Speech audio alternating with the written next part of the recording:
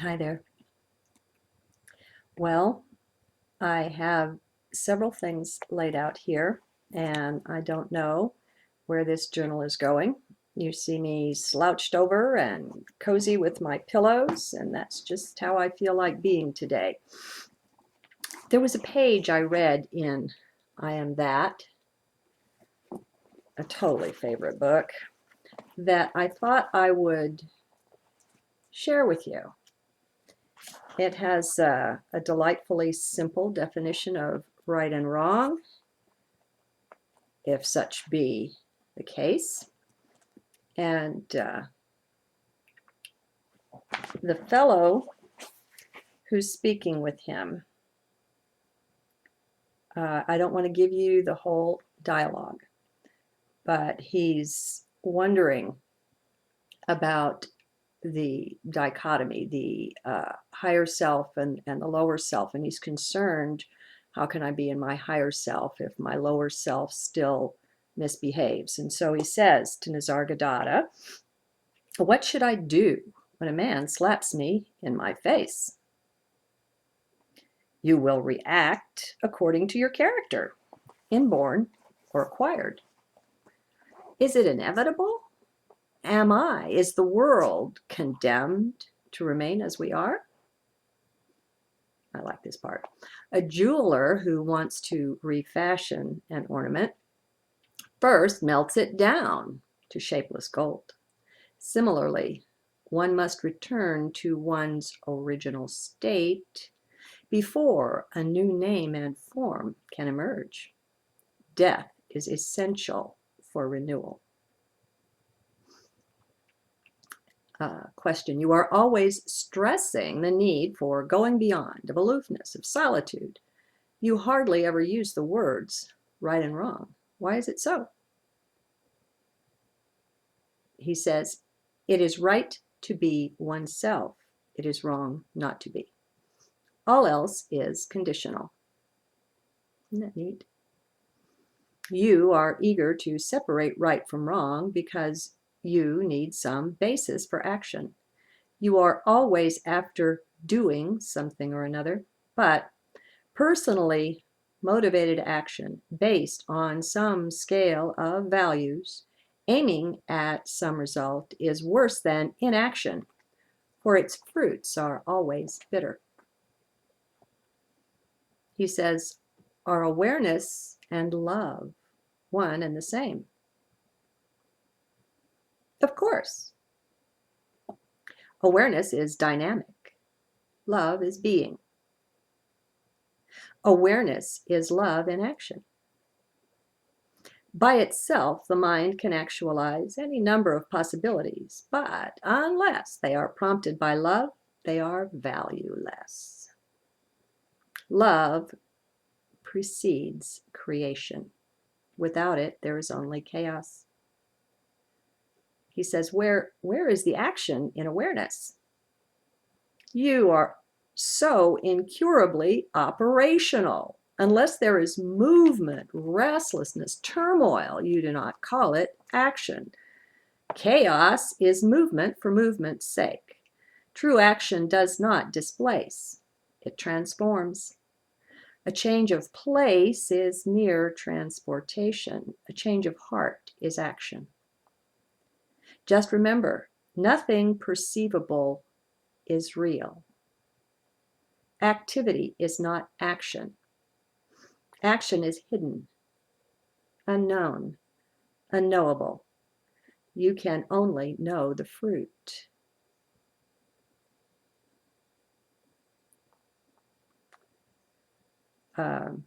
Okay, now we're going to kick God out. You ready? Is God not the all-doer? Why do you bring in an outer doer?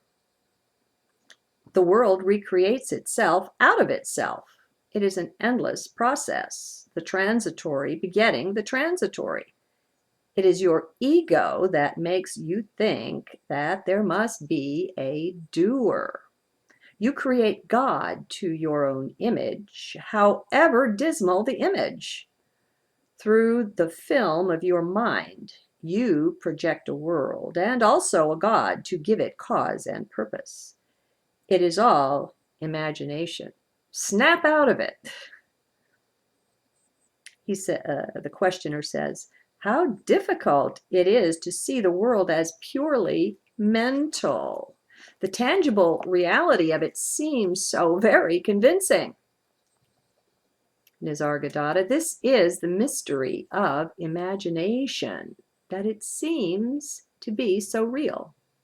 You may be celibate or married, a monk or a family man. That is not the point. Are you a slave to your imagination or are you not?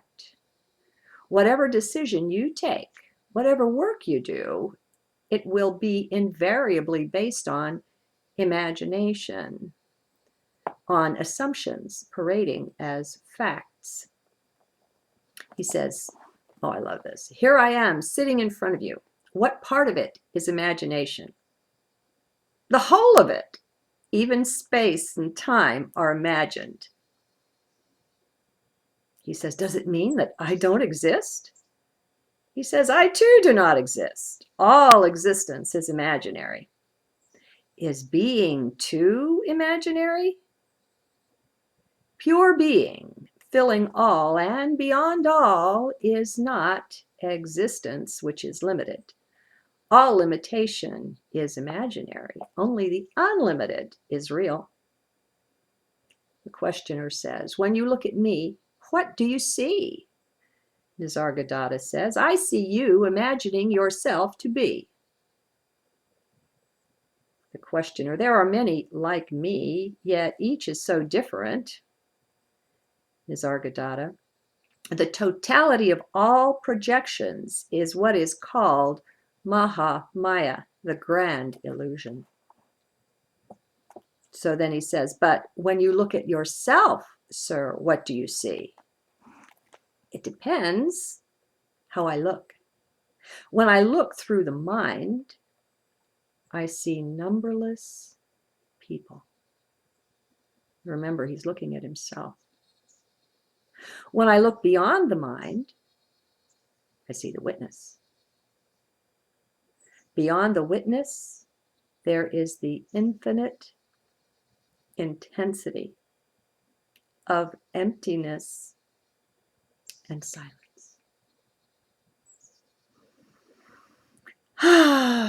Anyway, deep, really deep. Okay, I have a yummy journal for you today. Yummy because it speaks to my heart and it's something in a funny way I've specialized in throughout this life, and that's words. In a recent journal I posted, I talked about how well, in several of them, I've spoken of how we hexed ourselves with words. This one was written probably before them. This is a journal from 1114. The Mayan day was for Earth. Very four square there, both of those. And it's called Language Structures Consciousness. Don't hex yourself. Now, I'm also in this journal going to mention Fritjof Capra's The Tao of Physics. Tao means way, the way of physics. It's a book written in the 70s in which he took he's a scientist, I believe. He took the language of Buddhism and the then current language of science, and he put them side by side with an, oh my God, they're saying the same thing. How can that be? And so that's what this book is about, placing mysticism and hard science side by side. Well, if you can call quantum physics hard science, you know. Anyway, and we get into areas, you hear it all the time, this can't be put into words, this is so hard to express, and so on. And that's legitimate. And I ran across a quote in the book, and I'm giving you, with my transcript, a link to a PDF you can download of the Tao of Physics, so you can take a peek at it, see if you want to own the physical book. All right, so Capra is going through looking at the similarities, and he is saying the Eastern mystics, let's see. Okay. In the Eastern view, then, as in the view of modern physics, everything in the universe is connected to everything else, and no part of it is fundamental. Now, I'm well towards the end of the book here. He's laid down all of the statistics. He's got tremendous notes and references in this. This is a rather scholarly work, not totally, but somewhat scholarly work. Okay, so everything in the universe, in both the view of modern physics and in the Eastern view, is connected to everything else, and no part of it is fundamental. That includes the atom. The properties of any part are determined not by some fundamental law, but by the properties of all of the other parts. Both physicists and mystics realize the resulting impossibility of fully explaining any phenomenon, but then they take different attitudes. Physicists, as discussed before, are satisfied with an approximate understanding of nature. The Eastern mystics, on the other hand, are not interested in approximate or quote-unquote relative knowledge. They are concerned with quote-unquote absolute knowledge, involving an understanding of the totality of life. Being well aware of the essential interrelationship of the universe, they realize that to explain something means ultimately to show how it is connected to everything else. As this is impossible, the Eastern mystics insist that no single phenomenon can be explained. Now, here's a word I'm not familiar with. He says, thus, Ashvagosha, it looks like. And this is a quote from, I'm going to assume, a Buddhist text. All things in their fundamental nature are not nameable or explicable. They cannot be adequately expressed in any form of language. All things in their fundamental nature are not nameable or explicable. They cannot be adequately expressed in any form of language. And if you download this, that's on page 101 of 112. There are a lot more pages in the book. It's just that the PDF, came out that way. All right. So with that as a backdrop, when we're playing with language, we're deep in the relative. We're not in the absolute. So let us put our awareness in our hearts, and thus be in the absolute as we play in the relative. Let us be both places at once, as in our higher dimensional self we most certainly are. Okay. This title, Language Structures Consciousness, just came into my awareness. Let's see where it leads, what it has to say. How can I pass this on, I wonder? I have an underlying understanding, but having to use language to pick apart language, that's pretty tricky. I keep going back to this, but in the Tao of Physics, Fritjof Capra does an excellent job of actually illustrating this tricky topic. Of course, it takes him a number of chapters to do that. Let's see what can be done here in a few pages. Language structures thought. How much do you realize this? How aware are you of your own speech patterns?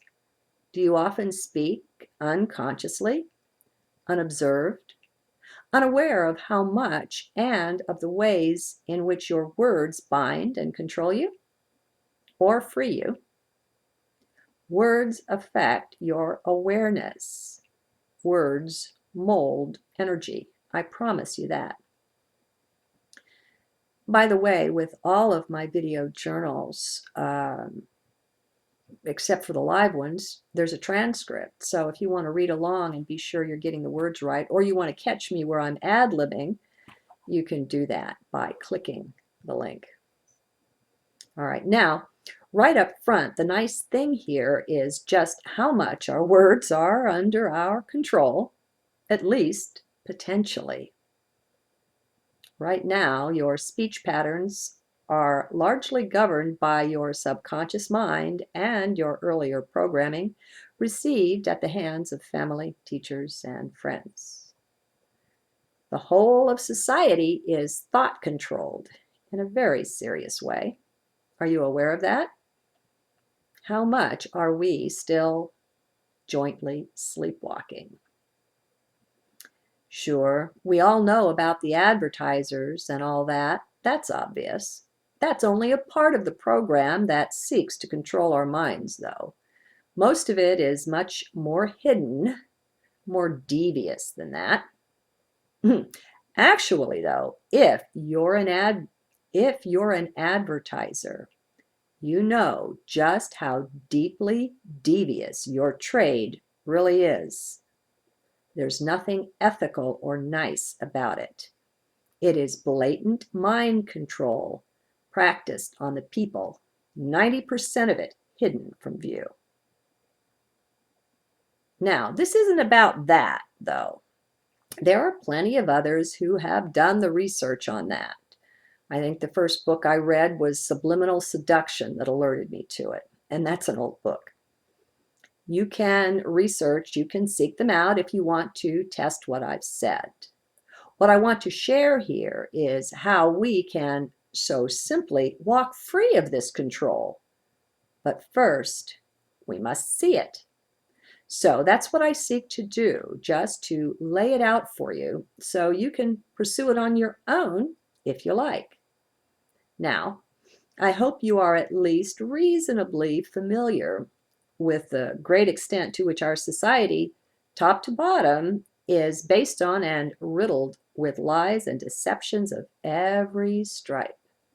They are endless and quite shocking, disappointing, devastating when first discovered. And that's why a lot of people don't wake up or haven't done so yet, I think. They're afraid to face the extent of the deceptions that abound. They intuit, they actually know about this deep down, but don't want to face it. And truth is a mandatory part of awakening, so they still sleep. But that's not you, or you wouldn't be here. So let's go. How can you see this? What can you do? The very first thing is to simply become aware of your words. All of them, both casual and serious. I'm not kidding. Even in your kidding around, you string nooses around your neck, around your life. So become aware. That's the first mandate to take on if you're serious about discovering this. What next? Well, stay centered in your now moment as much as you can.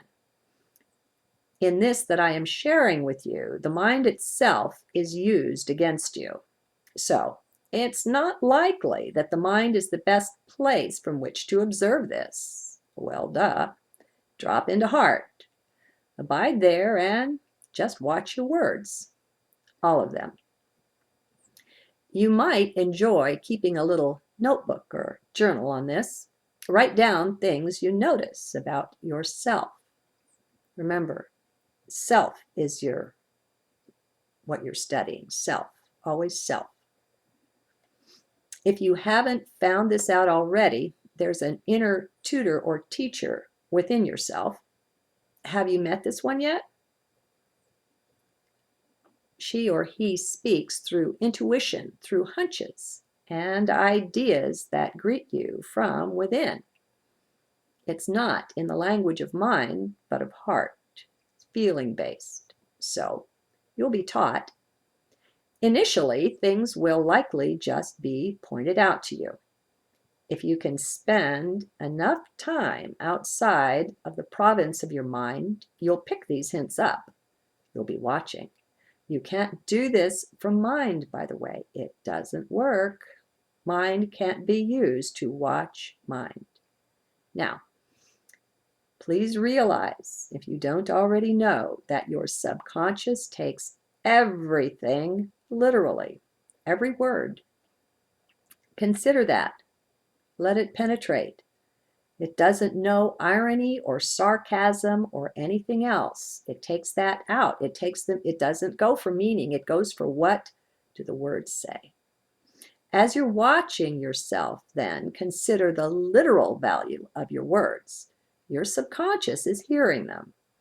It tries to bring about whatever you want, that is, what it thinks you want. It does this by listening to the literal meaning of your words.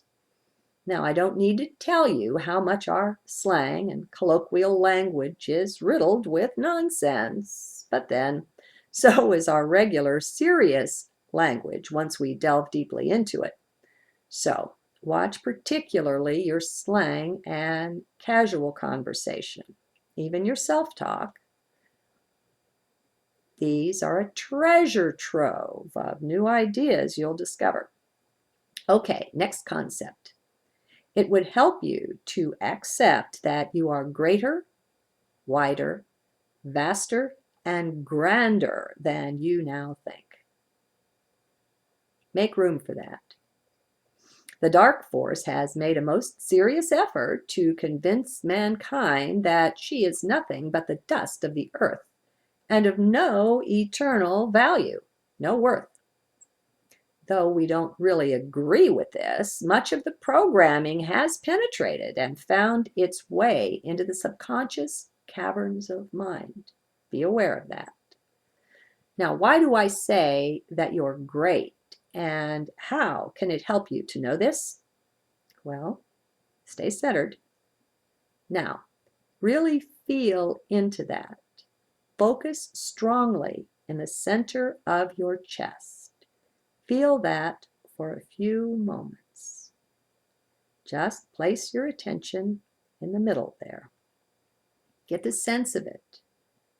Anchor there. Now, from here, from this point, you can discern truth. You can feel it. You can sense it somehow. So, listen from there. I'm going to step out for a minute. There's a neat little exercise Anelia has. You go inside like that and you focus within, and then you tell yourself a lie, something simple like, my name is John, and you feel it. You feel what it feels like to say something that's not true. It feels kind of icky. I don't know how to describe it. And Kismet, honey, it's okay, whatever it is. It lives out there, okay? All right, and then tell yourself something that's true. My name is Teresa Ann, and feel into it. Go back and forth if you need to on your own time, or push pause. Tell yourself a lie, tell yourself the truth. Get the sense of how it feels. You can call it your truth detector, you can call it your BS detector. It is both. All right. Now, from there, from within, realize that somewhere deep within, you already know everything. Yes, everything that is, literally. You actually contain the whole cosmos, my friend. But we don't have to go quite that far for this. Just keep the sense, the feeling of being grounded in heart for a few moments, and keep listening from there. To get my attention to stay there, I used to take a fingernail and just poke it right there and just kind of hold it there. And it was uncomfortable, and that was enough to keep my attention there. Silly little things, whatever it takes. Now, run what I say past that internal feeling place. See how it feels. Test it for yourself. Now, The more you listen to me or to anyone from that central focus, the more you'll be able to discern what you already know. Things will just resonate, or they won't. Oh, see, I even wrote it in here. To test this, just tell a lie to yourself while strongly centered within. Okay, we just did that. Now, remember the feeling. Really steep yourself in it. Not because it feels good, it doesn't. Stay in it to memorize that icky feeling, though, so that you'll recognize it later. You think it's clear now, but trust me, it won't be once you're back within mind's dominance. It will be but a faint echo then. Still, if you really imprint this feeling on yourself with the intention to really remember it, you will. Somehow, some way, it will get through to you. It will feel like a deja vu next time you encounter a lie. Watch for it. Okay, now that you know the feeling of that lie, say your real name this time. Sorry, folks, I wrote this so long ago, I forgot. All right, so you get the feeling. Lock that one in too. There's just a feeling of rightness about it. Not so easy to put into words, but you know what I mean by your experience. Now, remember, you must be locked into the now moment or into heart to do this. If you're in the typical beta brainwave state of left brain awareness, the feeling won't be there for you. Be in heart. Another way to test these things is through kinesiology, which is a way of opening up a dialogue with the body. The body will talk to you through the weakness or strength of its muscles. Generally, the arm is used in response to lies and to truth. That's a bit trickier and somewhat less reliable, at least, I don't know, than just centering strongly within. But use either way, whatever is most comfortable for you. I hope you've been spending at least some time and attention doing the watch and observe thing I'm always mentioning. Actually, just dropping down into heart rather covers that base. It's what is natural to become the observer when centered within. It's nice, too, to be out of the range of most of your thoughts. You get to watch them float by, much like clouds in the sky. Disidentifying from mind is nice, even if a bit disconcerting at first. So, for a week perhaps, watch your use of language. Keep little notes on what you observe. You don't have to do anything at all to change the language at this point. That can come later. If you've been practicing the watch and observe, you'll be good at that. If not, you won't be able to help yourself from modifying what you're saying.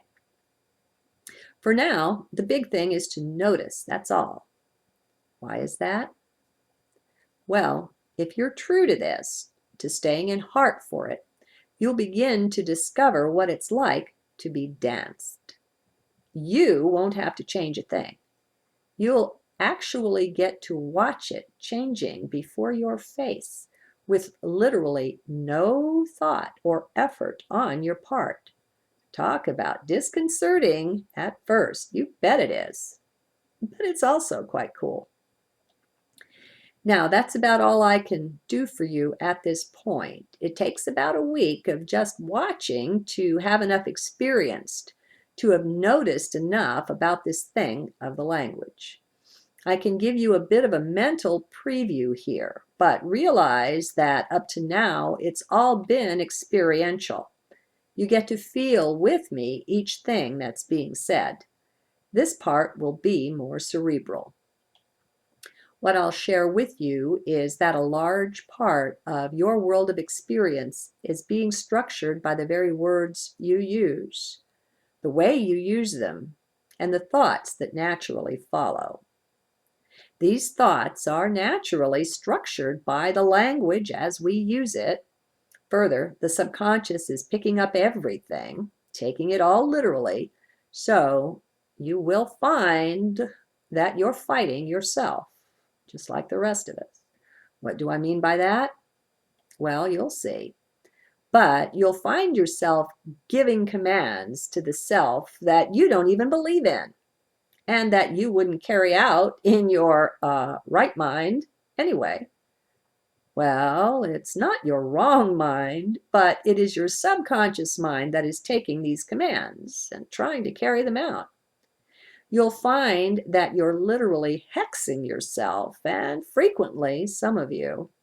The conscious mind wasn't keeping guard over this, since it thought such things were just casual conversation and didn't matter that much.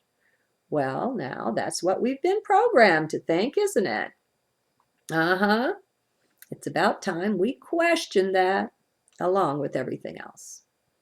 It's just that this issue of the language is so easily accessible, and we have such power over it, but not until we train ourselves to notice such things. Until then, we're just walking about in a haze. We're all sleepwalking, really, until a certain basic level of self-awareness is attained. You do it by the watch and observe method, if you like. It works. You'd be amazed at what you've been missing, my friend. It slipped right by you, right over your conscious mind or under it, and straight into the subconscious, there to lurk and give you an unintentional bad time. No, of course you didn't intend yourself any harm. But to keep the people in control, many such methods are used. They're laced all through our use of language, and they are how we have been purposely trained. Now, I don't care to point fingers of blame over anything. That's counterproductive.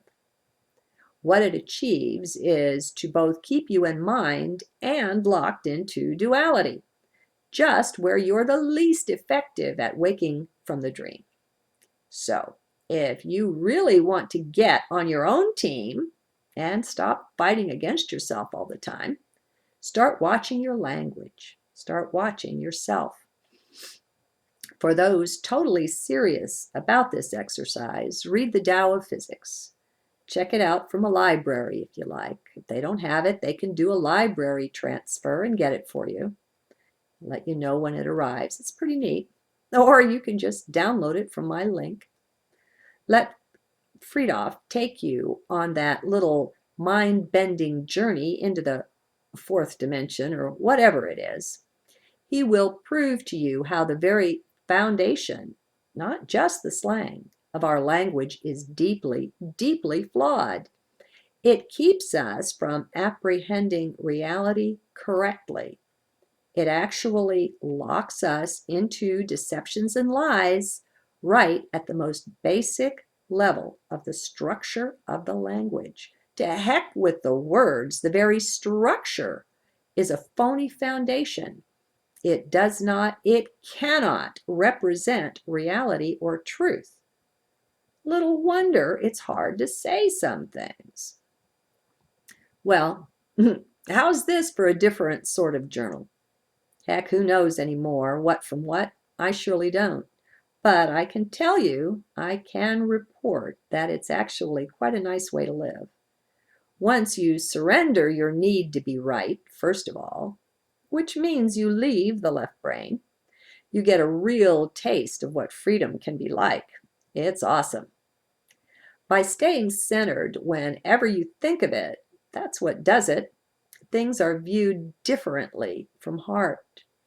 The perspective is almost otherworldly. It's so different to the way mind normally sees things. That's part of why there's no way the mind can come along, can be in control of this trip. It's a grand adventure you embark on here. Don't think it isn't. Don't limit the self. Remember, you are a grand adventurer whose skills and abilities, whose basic yet unknown talents are massive, are awesome. And yes, I mean you.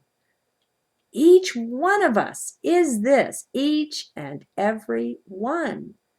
The price of the ticket is to exit the mind for as much time as you can afford. Don't worry, though. You'll get to quite like it once your mind gives over and starts to leave you alone. Even then, before mind willingly gives over the reins of your life, you can still have a jolly good time with this. It feels so wonderful, that sensation of being within, of sticking strictly to now. At first, it requires a good deal of concentration to gain this focus.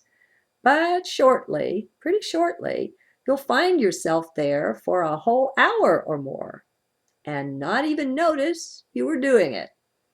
Then it will be even days at a time. Try it. You'll see. Okay, that's that journal. And I've got to tell you, it turned out to be a part one of two, because a few days later, another journal came out that was so much along these lines that they really went together. But I'll get this one up and posted for now. Good day then.